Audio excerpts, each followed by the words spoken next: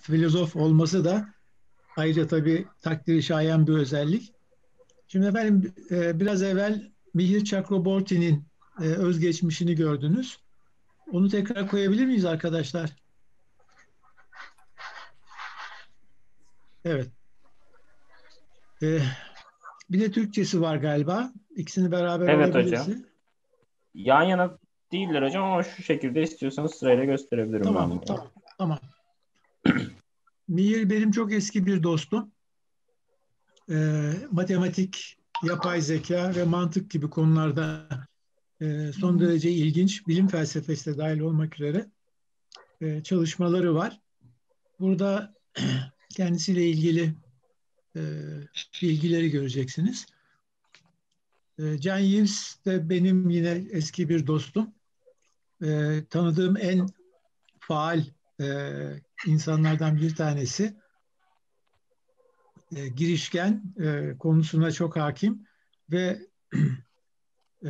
paraconsistent logic, paraconsistent mantık konusunda da son derece ileri düzeyde yayınlar yapan, bu konuyu gündeme getiren çok önemli bir mantıkçı ve filozof. Şu anda burada da okuduğunuz gibi şu anda da okuduğunuz gibi halen Brezilya'da çeşitli görevler üstlenmiş vaziyette. Bugünkü konumuza gelince ben kısaca konumuzdan bahsedeyim. Efendim doğru konusu hem felsefenin, hem teolojinin, hem mantığın, hem de günlük yaşamda son derece sıkça kullandığımız bir kavram. Doğru dediğimiz zaman genellikle senin dediğin doğrudur gibi bir şey düşünürüz. Fakat biraz altından baktığımızda peki doğru nedir diye sorarsak, o zaman tabii iş birazcık daha derine gitmek durumunda kalıyor. Genellikle doğru denildiğinde biz biraz daha spesifik açıdan bakarsak bir önermenin öznesinin yüklem tarafından tasdikin, yani kalem beyazdır denildiğinde beyaz önerme beyaz yüklemenin eğer kalem tarafından taşınıyorsa yani beyazdır, doğrudur deriz. Bu bizi bir noktadan sonra doğrunun nasıl tespit edildiği ve doğru dediğimiz şeyin ne olduğu konusuna götürecek. Doğru dediğimiz şey antik çağdan günümüze kadar tartışılmış olan felsefi bir sorun. En azından hakikat kavramıyla çok karıştırılan bir şey. Çünkü doğru zamana bağlı bir özellik. Yani şimdi doğru olan, örneğin kalemin beyaz olması gibi 3 gün 5 gün sonra değişebilir. Ama hakikat dediğimiz zaman zaman dışı bir doğruluktan bahsederiz genellikle. Tabii bu ayrıntıya girmeden verilen yapılan açıklamalar. Burada söz konusu olan mesela 2 artı 2 4 eder. Bu zamana bağlı olmayan bir doğrudur. Bir bakıma hakikati ifade eder. Ama hakikat denildiği zaman da tabii işin içerisine ister istemez bizim yaşantılarımız da giriyor. Tabii şöyle sorabiliriz. Yaşantımız dışında doğru hakikat var mı? İşte bu noktada işler biraz çatallaşıyor. Burada kabule bağlı olarak, aksiyomatik bir yapı olarak karşımıza çıkıyor. Yani bu bir teolojik kurgu içerisinde düşünülen bir yargıysa, yani zamana bağlı olmayan, bana bağlı olmayan bir doğru var mıdır? Tanrı'nın varlığı böyle gösterilir ama bu tabii kişiye bağlı oluyor yine. Kabul etmek ve kabul etmemek kişinin tercihine kalmış bir şey. Şimdi bunlar bir öte yandan tarih boyunca bir süreç içerisinde ortaya çıkıyorlar. Çünkü mesela savaş zamanları insanların doğru anlayışı birazcık relatifleşiyor. O kadar ızdırap, o kadar çileyi çektikten sonra insanlar savaş zamanında böyle bir sıkıntıyla, doğrunun ne olduğunu sorgulama sıkıntısıyla karşılaşıyorlar. Bu felsefeye de bir şekilde yansıyor. Mesela Viyana çevresi anlam problemiyle uğraştığını biliyoruz. Anlam problemiyle uğraşmaların arkasında hem felsefi hem bilimsel çok yoğun arka plan söz konusu olmakla beraber ama aynı zamanda o zamanın insanları, yani savaş sonrası insanları ve savaş sırasındaki insanları anlam arayışını da bir katkısından söz etmek belli bir oranda mümkün gibi görünüyor. Mesela Locke'un tabula rasa görüşü, yani doğru olan bilgiler, bizim bilgi dediğimiz şey empirik kaynaklıdır, duyumlarla elde edilir derken, tabula rasa görüşünü ortaya atarken çağında çok yoğun cadı avının yaşandığını ve Locke'un bu görüşünün bu cadı avıyla belli bir ölçüde ilişkisi olduğunu düşünmek mümkün. Ve dolayısıyla böyle bir ilişki de kurmak söz konusu olabiliyor. Günümüze gelindiğinde doğru konusu biraz daha oldukça karmaşıklaşmış durumda. Postmodern doğru dediğimiz bir şey var. Postmodern doğru denildiği zaman da kişiye ve topluma göre herkesin kendi doğrusu var anlaşılıyor. Günümüze de çok uygun bir şey bu, dikkat ederseniz. Herkes kendi görüşünde, herkes kendi anlayışında ısrarcı ve dolayısıyla kendi görüşünü kabul ettirmek, kendi görüşünü dikte ettirmek durumunda. Özellikle günümüzde devletlerin bu konuda çok yoğun bir ilişkisi söz konusu doğruyla. Büyük devletler gördüğünüz gibi kendi doğrularını bütün dünyaya dikte etmeye çalışıyorlar. Ve bunda kişiler de tabii kendi paylarını alıyorlar. Burada ben bunları daha sonra yayınlayacağım. Bunları da takip edebilirsiniz. Şimdi çok fazla ayrıntıya girmek istemiyorum. Ama burada söylemek istediğim önemli olan bir şey var. Bütün bunlar bize mantık konusundaki gelişmeleri de dikkate alması gerektiğini söylüyor. Çünkü bunun çok önemli bir tarafı, eskiden mesela akıl mı, inanç mı sorusu sorgulaması yapılırdı. Şimdi burada akıl tabii biraz soyut bir kavram. Akıl ile mantığı ilişkilendirerek düşünürsek elimizde bir mantık vardı. Bu mantığın kuralları vardı. İşte üçüncü halin imkansızlığı, çelişmezlik ilkesi vesaire. Ama bugün o ilkeler kalktı. Dolayısıyla akıl mı, inanç mı diye sorduğumuzda hangi akılla inancı bağdaştıracağız veya bağdaşmadığını söyleyeceğiz. Bu da bir başlı başına bir sorun olacak. Kaldı ki inanç konusu da eski içeriğini taşımıyor artık. Çünkü Orta Çağ'da bir insanın inancıyla bugünkü inancı insanların aynı olamaz. Çünkü Orta Çağ'da inancın konusu yeraltı, özür dilerim, ayaltı aleme ilişkindi. Çünkü ayüstü alemde her şey mükemmeldi. Ama bugün biliyoruz ki ayüstü alem asıl insanın aklını karıştıran bir şey. Yani bir insan inanıyorsa ayüstü alemde olup bitenlerin de bilincinde olması, oradaki bilimsel çalışmaların farkında olması lazım. Dolayısıyla görüldüğü gibi akıl mı inanç mı sorusu bir anda tüm temelini yitirmiş oldu.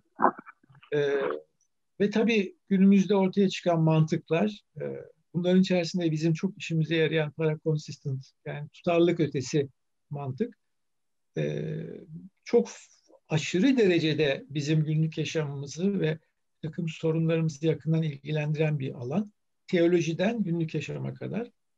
Dolayısıyla doğru dediğimiz şey de görüldüğü gibi artık çağımızda insandan, toplumdan, devletlerden bağımsız değil ve yeniden kavramların tanımlanması, mantık anlayışının ne olduğunun yeniden tanımlanması gerekiyor.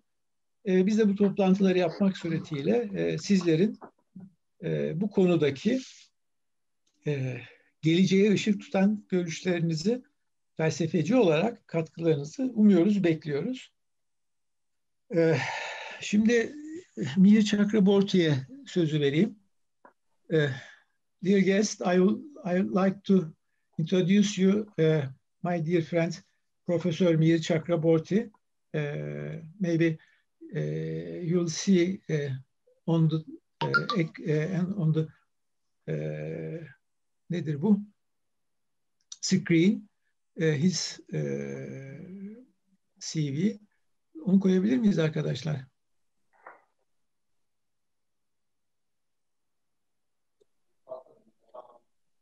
Ali profesörün CV'sine geçelim istersen. Chakraborty'nin. Hello. Hello. Yeah. I will introduce you and you can talk okay. now. Now, shall I speak now? Okay, yes. Or later? Okay. No, not yet. Now. Okay. Thank you very much. You're welcome. Thank you very much. Okay. Hocam şu an Ali'nin de internet bağlantısında bir sıkıntı olmuş. O yüzden geçemiyor. Onu kaldıralım. Ekran şeyini. Tamam hocam. Just a moment. Yeah. Yeah. Okay. Okay, Mihir, you can talk. I'm just I'm having a little trouble. What kind of trouble? We are hearing you. I cannot enlarge my photograph. I mean, now it's. Do you see me? You want to share something? No. Do you see me now? Okay. Perfect. Okay. Fine. Then I start now my talk. Okay. First of all, I thank Shafak Ural, Professor Shafak Ural, my old friend, for inviting me to this seminar, which he is organizing. He, I think, supported by some others also, on the occasion of the Logic Day, World Logic Day. Thank you very much, Shafak. You're welcome. Because I was informed much, a few days, only 2 days back, 2-3 days back, and I was busy with many other things. I couldn't prepare my slides, so sorry for that. I will only read and I will show something by my hands, etc., hand waving, etc. So just kindly excuse me. My talk today is on a kind of extension of my talk, which I presented 2-3 days on the World Logic Day in the seminar that was organized by Jean-Yves Bézian, that is on Nagarjuna. There, the time was too short. Here in this Shafak's program, I will slightly elaborate that lecture. Well, the title, I gave a tentative title, which is Chatushkoti, Belknap's four-valued lattice and modern logic. But I will start my lecture with Belknap's lattice first. This lattice is a square with corners T, F, N, and B. T is for truth, F is for falsehood, N for neither true nor false, both true and false. Now there is an ordering in this lattice.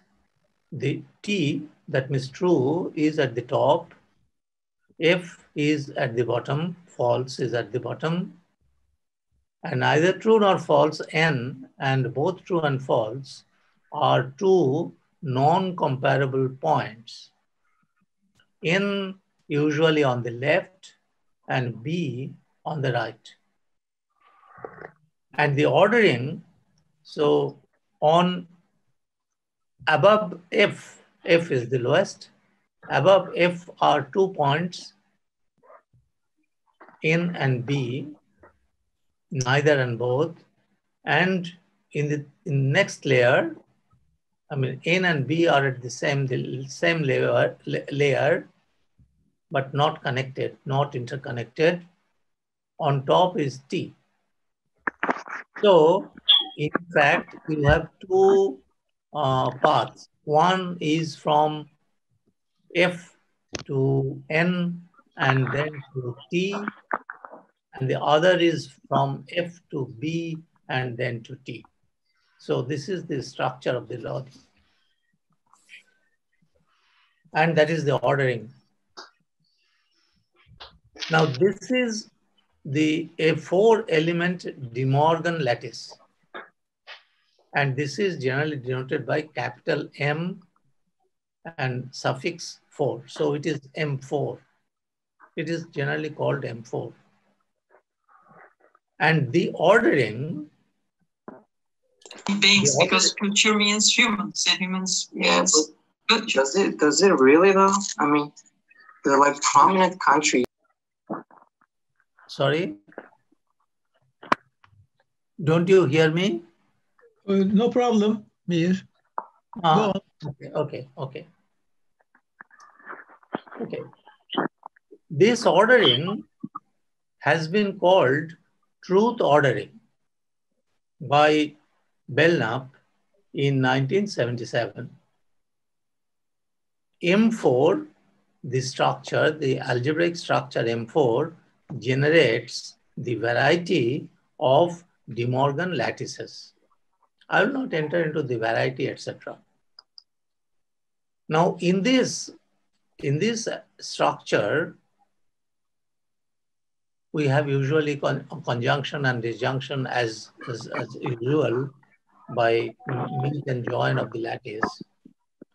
Negation in this case, I mean in Belknap's case, is defined as follows. The negation of F is T, the negation of T is F, the negation of N is N, the negation of B is B. That means neither true nor false, this point's negation is itself, neither true nor false. The negation of both true and false is both true and false.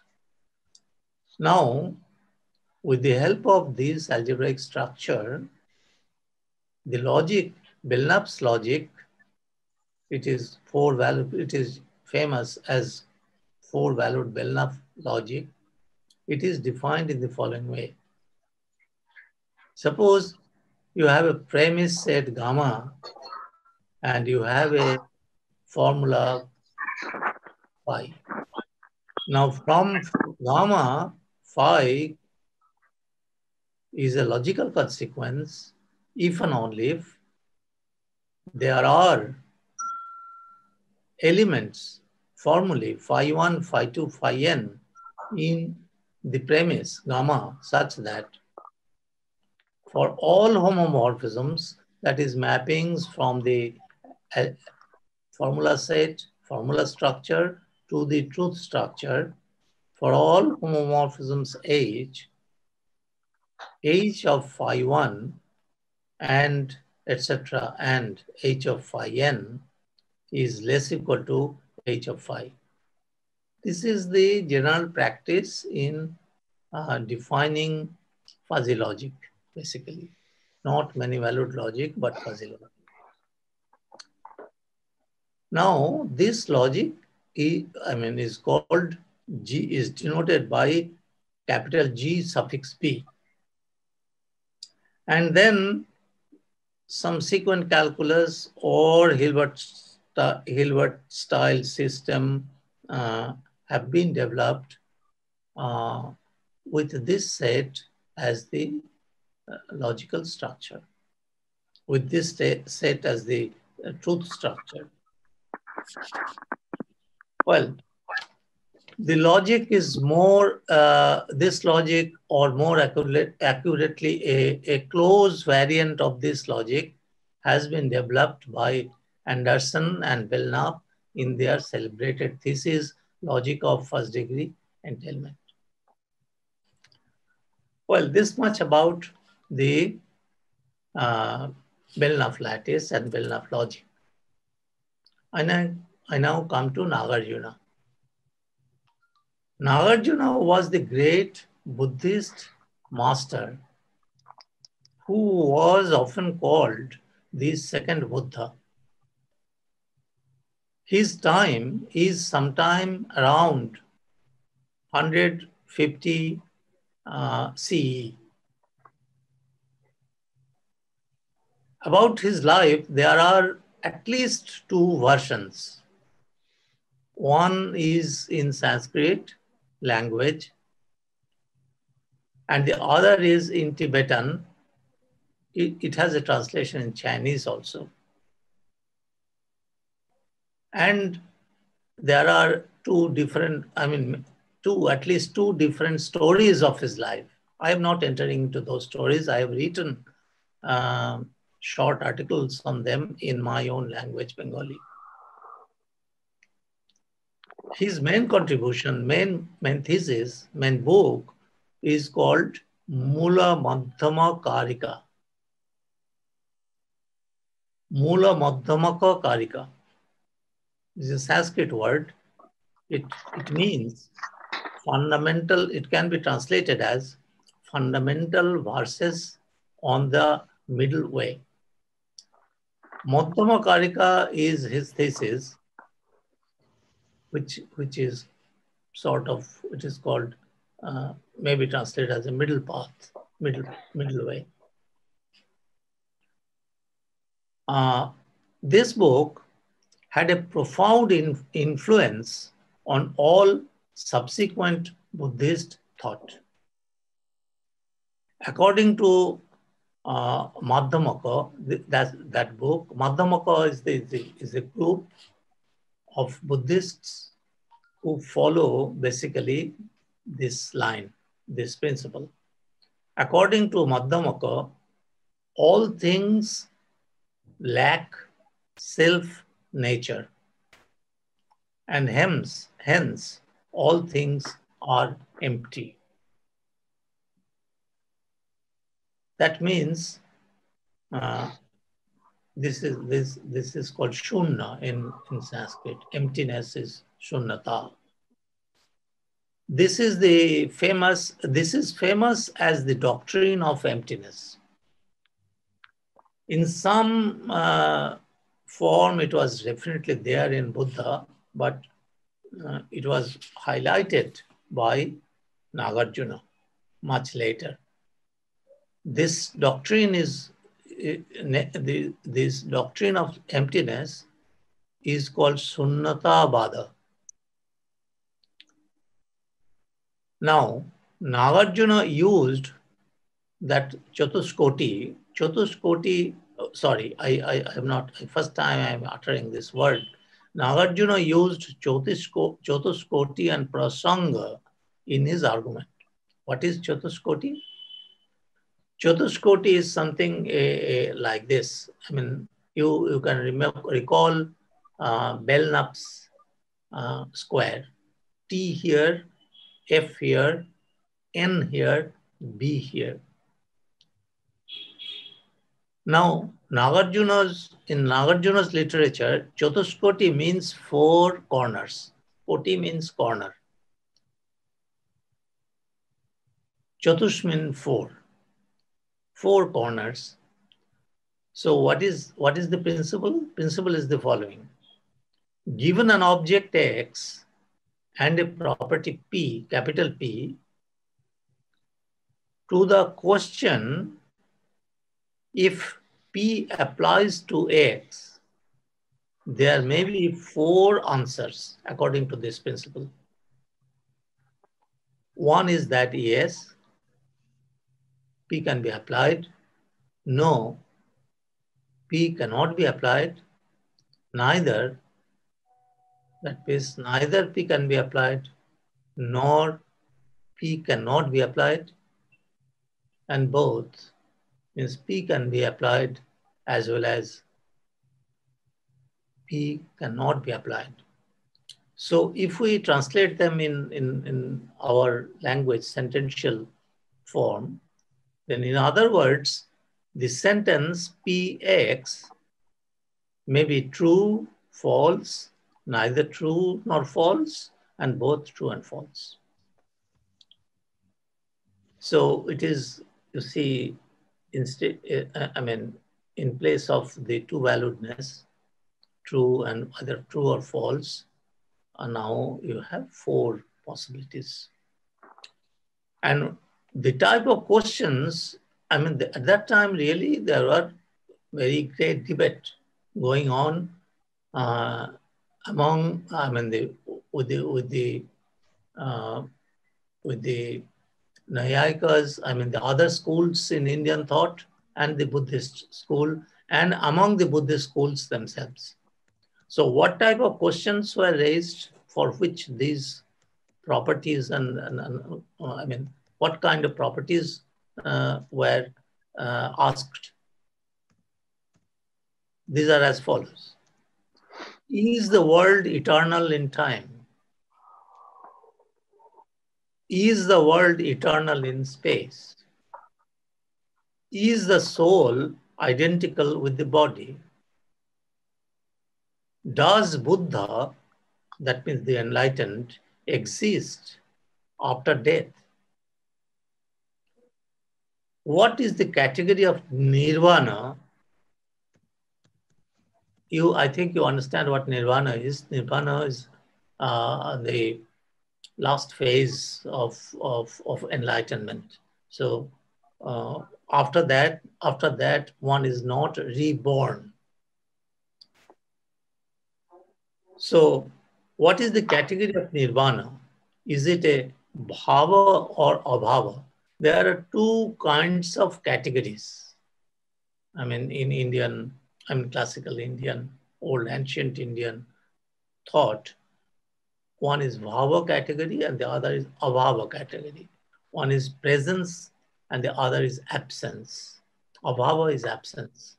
So abhava is also considered as a category. So if something is not present here, then its absence is present here. So absence is also considered as, was also considered as a category. Yeah. So it is like presence. So presence of an object and absence of an object were treated, I mean, given the same status. Now, Nagarjuna's, questions were raised of these kinds. And in order to settle the questions, these four types of possibilities were considered. For example, if we consider this last case, nirvana, is it bhava or abhava? So suppose there were schools who considered nirvana as a bhava category. There are, again, within Buddhist schools, within Buddhist, within Buddhists, there are another schools who considered nirvana as abhava category. Now, what Nagarjuna did was the following. So he considered four possibilities. Nirvana is bhava, nirvana is abhava, that is the top and bottom, and nirvana is neither bhava nor abhava, it is the left, and nirvana is both bhava and abhava, it is the right. So he will first consider that these forms, their forms say chatushkoti. So four corners are obtained of possible answers. And then what he did, he took each possibility, considered each possibility one by one, and used the method of prasanga. Prasanga is actually reductio ad absurdum. So he used reductio ad absurdum method to refute all the possibilities. So Nagarjuna is very special in this case. He actually was a great debater, and to a claimant, somebody who claims something, he actually used reduction method to make him understand that his claim is not correct. So what he did is the following. Then he used method of prasanga, that is reductio ad absurdum, to each of the positions taken to prove that in cases of these types of questions, of the four cotes, that means corners, all cotes are wrong. That means all positions are wrong. So what remains? What remains is nothingness. And thus he established his contentlessness theory of objects. And that is called Shunyatavada. One can observe an obvious similarity between Chatushkoti and this Belknap square, though Belknap developed a logical system which was not done by Nagarjuna. In fact, that time in Indian thought, developing systems like we do nowadays were not considered, were not taken. Okay, there has been some, okay, of course now let me come to the modern era. There has been some recent studies of Chatushkoti from the angle of modern logic. For example, Raju was one, C.K. Raju, it was in, not C.K. Raju, it was C. Raju only, in 1954. Then Robinson in 1957, Ruge in 1977, Garfield in 2002, and Graham Priest, continued, okay, from early times till now. So I have just taken here two of his works, one in 2010, The Logic of Chatushkoti, and the other one is the very recent book, 2018, published in 2018.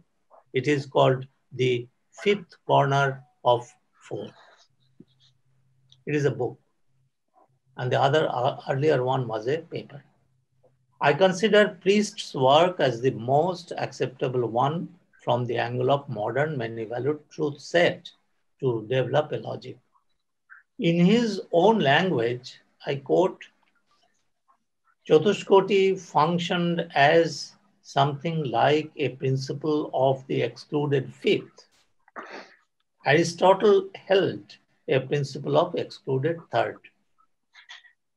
Priest advocated a logic called first degree entailment, FDE, based on Chatushkoti. So just recall the square. In the lattice, the set of, in this FDE, the set of designated elements is two designated elements, T and B. So true and, both, B here on the right. So these two were the designated elements. Negation has been already defined as before. Conjunction and disjunction as usual in the lattice. So with the help of this, he developed the logic FDE and proved soundness, completeness, and the standard things of modern times. This lattice can also be thought of constituted by the elements of the power set of the set of the two element set TF. So what is in the power set? You have four elements: the singleton T, the singleton F, the empty set null, and TF both. Now T can be placed at the top, F at the bottom, null on the left, and TF on the right. This gives a practically information theoretic structure of this. On the top, if there are two, if I want to get information from two agents, then both agents can say 2, then it is 3. Both agents can say false, then it is F below. One can say T, other can say F. So it is here both, and nobody can say anything. So it is neither T nor F. It is this. Now, I am very much personally interested in vagueness.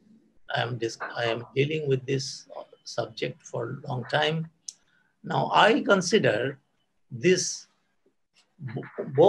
the corner both is the most important corner for the understanding of vagueness. Usually, people do think that if vagueness comes because of non-applicability. So if I want to apply the predicate tall to an object, to somebody, say X, then tall X, if X is a borderline case, then tall X, some people can say that is neither true nor false.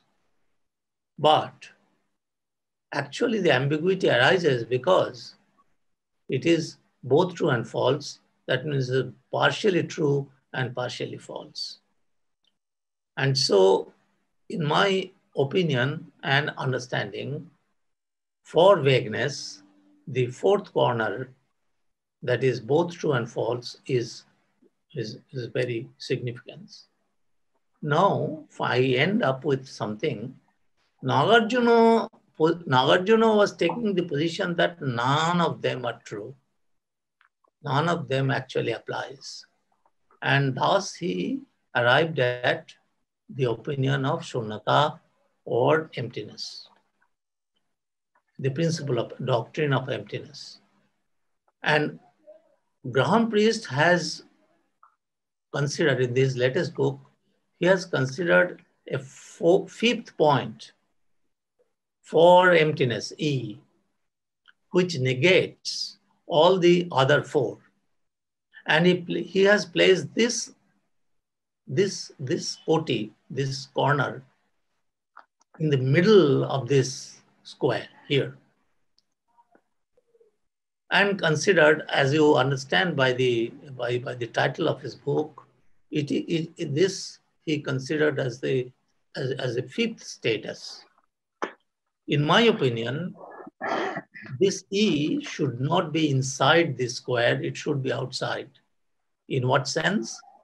In the sense that this appears to be a metallurgical big no to all of the 4.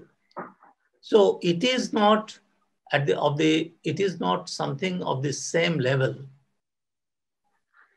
as the true, false, neither true nor false, and both true and false. It is above them or below them, wherever. Pointing at these corners and saying that no true, no false, no neither true nor false, and no both true and false. So to me, it seems a meta story. It seems a meta assertion. And so it is that if it is at all a truth value or whatever, it doesn't belong to it should not belong to the same level. So with this, I want to conclude again, expressing my thanks to Professor Shafak Ural'ın. Thank you, Paul. Thank you very much, Mihir. It was very, very beautiful. And now I want to give each Jean-Yves. Yes, Jean-Yves. Yes, I am here. Are you here? Yeah, do you hear me? We're okay. Sorry? Okay, yes, we are hearing you. Yeah. So shall I start out now? Okay. All right.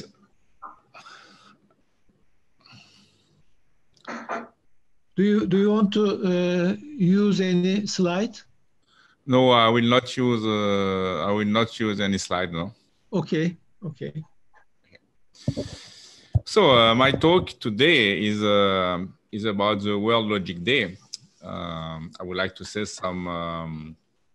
I would like to explain why I decided to create this World Logic Day. What's the basic idea and the development of this World Logic Day. So first of all, I will explain the reason why I decided to create this World Logic Day. Well, I've been studying logic since many years, and I've been studying logic really in all its aspects. All its aspects. This means this philosophical, the mathematical, the computational aspect, and also the semiotic aspect, which I like very much. And so I like logic and I want to promote logic. But we have to remember that in ancient Greece, human beings have been characterized as logical animals, which has been translated in Latin as rational animals. But the original word, the original expression is logical animal, logic. So that's logic is what makes the difference between human beings and other animals. So for me, I would say the World Logic Day is a kind of celebration of humanity. To turn logic better known among academics, and also to a larger public. So, and then why a logic day? Why especially a day, some day in the year? Well, many years ago, I took part to the World Philosophy Day at the headquarters of UNESCO in 2004 exactly, and in Paris. So that was a very nice event. By the way, I would like to stress that the World Philosophy Day was entered the UNESCO calendar due to a Turkish philosopher. This woman, sorry because I cannot pronounce her name correctly, but this woman will organize the big philosophical conference in Istanbul in 2003. I was attending this event. I went to this. I attended this World Philosophy Day at UNESCO in 2004. It was a very nice meeting with so many people, several thousands of people, many students from not only students from university, but students also from high school. There were many conferences, lectures by philosophers, and at the end of the day, there was a very nice music show by Herbie Hancock. So I had a very good impression of this celebration. So I think for this reason, I think to have a day, UNESCO Day was good. It's worth remembering what is UNESCO. So UNESCO, it's a cultural and scientific organization within the United Nations. And the first president of UNESCO was Julian Huxley, the brother of Aldous Huxley, famous writer.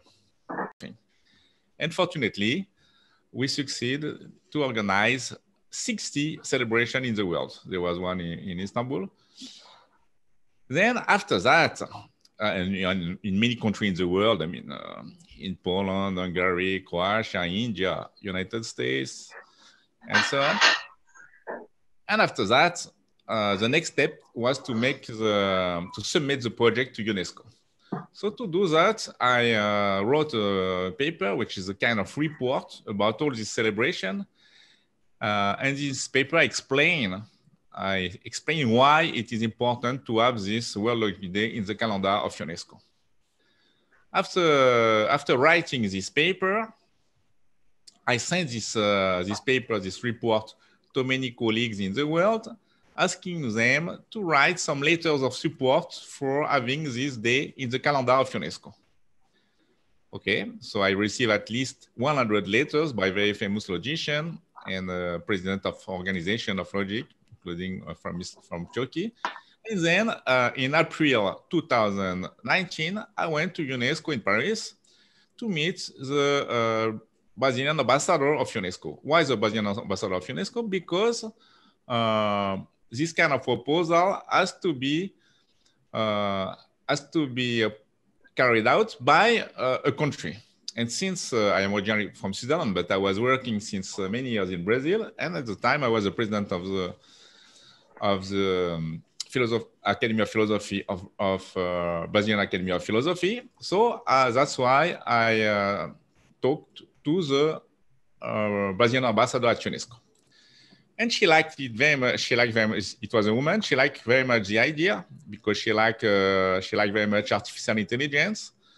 She had organized a meeting on artificial intelligence at the headquarters of UNESCO, jointly with the ambassador of Turkey, and also with inviting the famous musician Jean-Michel Jarre, who liked also very much this kind of the use of technology. Well, so this ambassador, she started to develop the project, to write the project. I helped her to write this project. And she submitted this project in October 18 to the Executive Committee of UNESCO with the support of 17 countries. And the proposal was approved. And in November, next month, it was presented as a General Assembly of UNESCO, and it was approved at unanimity by all the countries of UNESCO. Nearly 200 countries of UNESCO approved this project. Then in January 2020, I organized the second edition of the World Heritage Day under the auspices of UNESCO, and all my colleagues and friends were already organized an event in 2018. They organized it again this year, and there were also some more people. Then for the first edition, that took place a few days ago, the UNESCO decided to manage this event through an organization which is called CIPS, Collège International de Philosophie Sciences Humaines. And it was also, again, a big success, despite the pandemic. But we had about nearly 100 celebrations everywhere in the world. And I organized, for this third edition, I organized a big welcome reception, celebration, to join all the people who had helped me to organize the two first edition, inclusive the Brazilian ambassador of UNESCO. Professor Shafak Ural'ın was there, as well as Professor Chakraborty, who is here today. So I think it was a nice welcome meeting. Now, how do I see the future of the World Heritage Day? I think there is a really bright future because we had the third edition were quite a success. Next year, hopefully, there will be no more pandemic, so we can organize again a celebration on location. I hope that at some point we will have a meeting, we will have a celebration at the headquarters of UNESCO. I think symbolically it's important. So I think the World Heritage Day is changing the way that logic is perceived among academic people and also among the larger public. And it's a way to promote mutual understanding between people around the world, between different countries. And as I was saying at the starting, I see this World Heritage Day as a kind of celebration of humanity. That's it. Oh, thank you. It was very interesting too. Jean-Yves is a very big organizer for all conferences and some books. We are very thankful for this everything. Thank you very much, Jean-Yves, for your contribution. Now we are hearing Sadık, my very valuable friend, colleague. Okay, Sadık. Shafak, can I just add one sentence for Jean-Yves? Yeah, sure. No, just to thank you for all your efforts, because I knew all the steps, almost all the steps that you enumerated right now, and it is really including the polemics, and so I thank you very, very much, and I think next year it will be a smoother one, and we all will participate. Thank you. Thank you very much. Thank you. Evet Sadık. Evet, öncelikle çok teşekkür ederim beni de davet ettiğiniz için bu güzel söyleşiye. 80'li yılların başlarıydı. İlk üniversitedeki konferansımı da sizin dersinizde bilim felsefesi dersinde vermiştim. Hala da onu unutmuyorum. En çok sevdiğim derslerden ve alanlardan biriydi bilim felsefesi. Tabii ki her öğrencinin yahut da felsefeyle uğraşanların sevdiği alanlar vardır yahut da daha az sevdiği alanlar vardır. İşte ahlak felsefesi yahut da eğitim felsefesi, sanat felsefesi evet okuduk.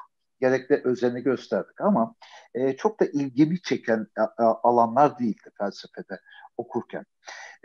Daha çok bilim felsefesi, işte antik çağ, orta çağ ve Rönesans dönemleri, daha sonra siyaset felsefesi benim ilgi alanlarım.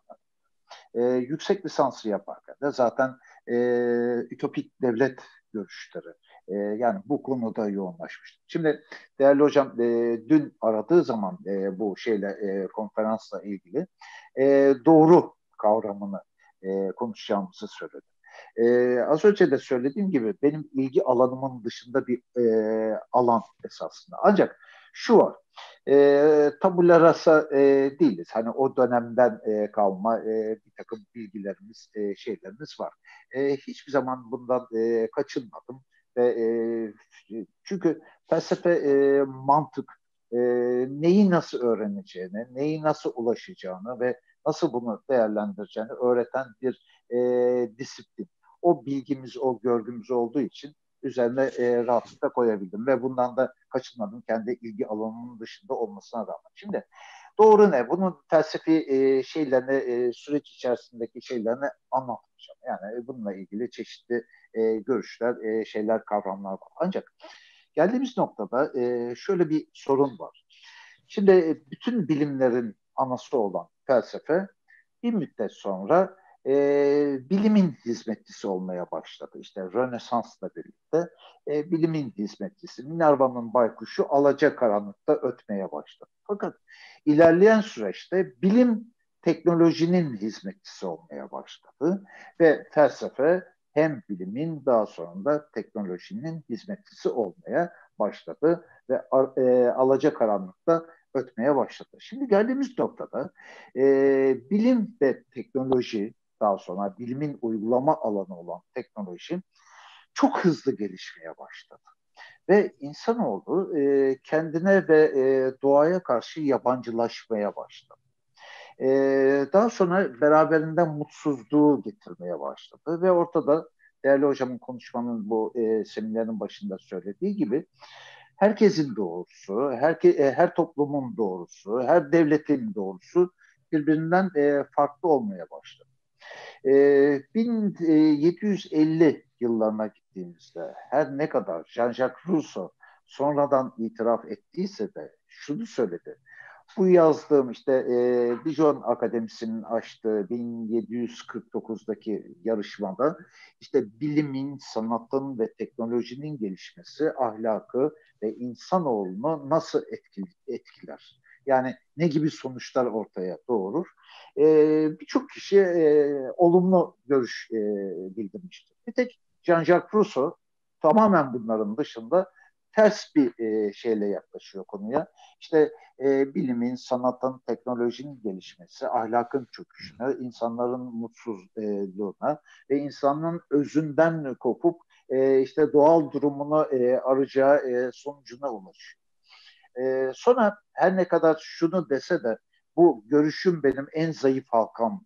Ama aradan yıllar geçti, bu kadar süre geçti. Geldiğimiz nokta az çok orası. Belki tam olarak bunu savunamasak da insanın kendine yabancılaştığı, insanın doğaya yabancılaştığı, insanın mutsuz olduğu, özünü aradığı ve doğrunun karıştığı, şu anda tek bir tıkla her şeye ulaşabiliyoruz. Fakat tek bir tıkla her şeye ulaşabildiğimiz halde, her şeye sahip olabildiğimiz halde öbür taraftan bir takım hırslarımız, bir takım kişisel isteklerimiz, bu toplumun da olabilir, devletin de olabilir, her şeyin önüne geçti. Peki doğru ne? Şimdi bu durumda doğru ne? Herkesin doğrusu ayrı oldu. Herkesin çıkarı doğrultusunda doğrusu ayrı oldu. Her toplumun, her devletin doğrusu ayrı oldu. Dolayısıyla ortada bir sorun ortaya çıkmaya başladı. Bu da çok hızlı değişimin, çok hızlı gelişimin insanoğlunu mutsuzluğa, insanoğlunu yalnızlığa, insanoğlunu kendi doğasına ve doğaya karşı yabancılaştırmaya başladı. Şimdi burada mesela bir virüs çıktı. Gerçi Türkiye bununla Mart'ın başında tanıştı ama Aralık ve Ocak ayında dünyada bir virüs ortaya çıktı. Şimdi eskiden insanoğlu meraktan dolayı öğrenmeye çalışıyordu. Şimdi bir virüs bizi düşünmeye ve doğruyu aramaya yönlendirdi. Hani biz ne yapıyoruz? Nereye gidiyoruz? Ne yapmamız gerekiyor? Bunu sorgulamaya başladık. Dolayısıyla betonun yeşilin yerini aldı. Ondan sonra ne bileyim kişisel çıkarların Shakespeare'in Atinalı Timon şeyindeki gibi kitabındaki gibi işte para her şeyin önüne geçti. Dolayısıyla doğru, herkesin doğrusu farklıydı. Herkesin çıkarı farklıydı. Her toplumun çıkarı farklıydı. Ama şimdi bir virüs bizi sorgulamaya itti. Hani ne yapıyoruz, ne yapmamız gerekiyor, doğru nedir?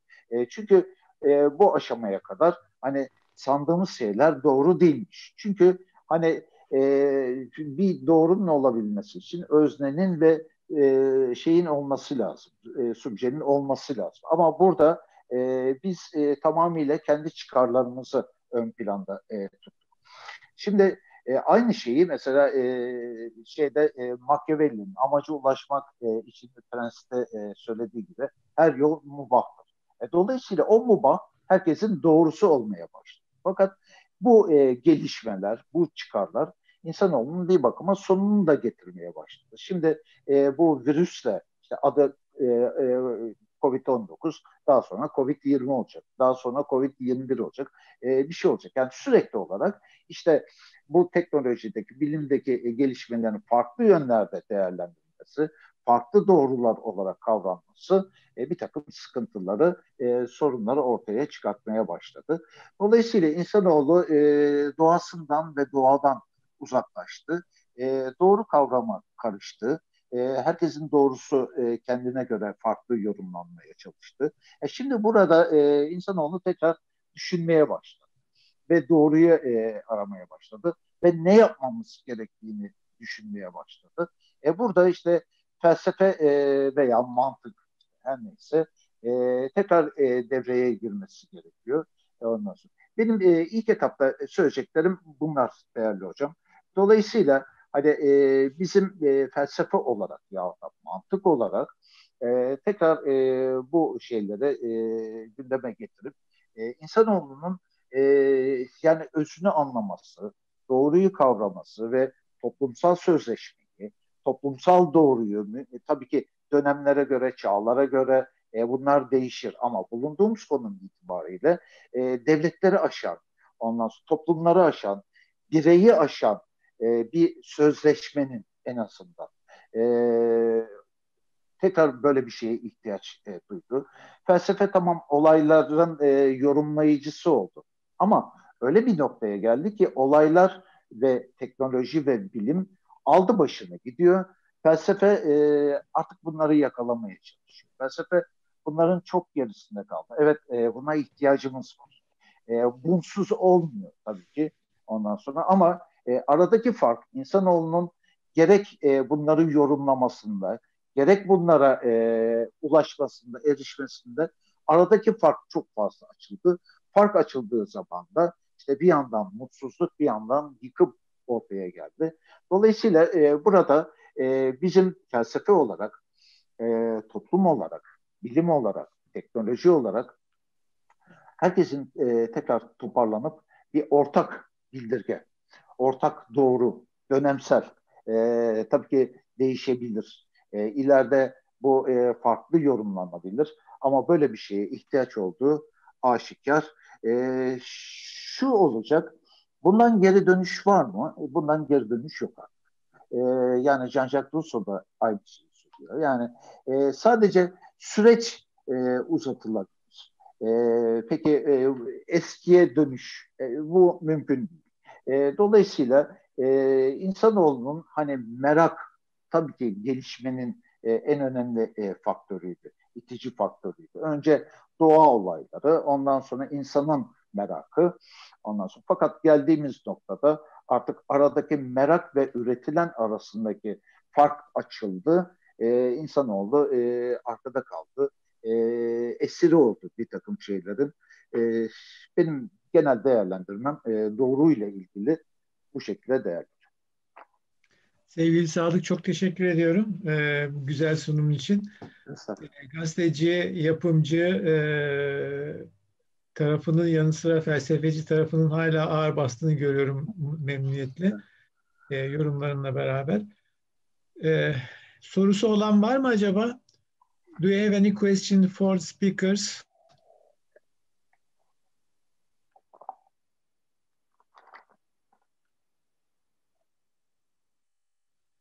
Many thanks, Mihir. Many thanks for your contribution, and Jean-Yves too. It was very nice to see you here. Okay, thanks. It's very good things for me. I remember some things. Bir soru var galiba. Sibel Hoca buyurun.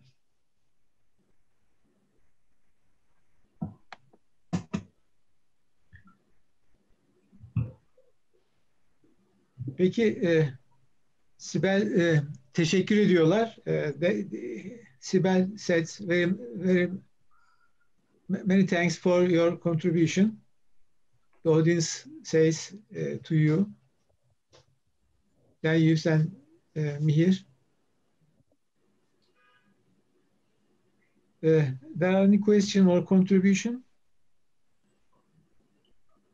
Okay. And again, I would say many thanks your contribution again. No, Shafak. Only question is that you didn't speak. I wanted to hear you. I wanted to hear your speech. Okay. A little. If you want to, we can publish this this speech, and then I can translate in English. If you like, Jean-Yves. Abstract of the talk, maybe. Okay. If you kindly send me the abstract of the talk. Okay. Yeah. And Jean-Yves, what do you think about? Yeah, I can write something and send it to you. But I will write it in English. You will translate it in Turkish. Okay, of course. Yes, that's very, very nice. I will write it. Okay, and Mihir, you can send me your text, and I can give Turkish in Turkish. You must give me a little time for that. Yeah. Okay, you have enough time when you want.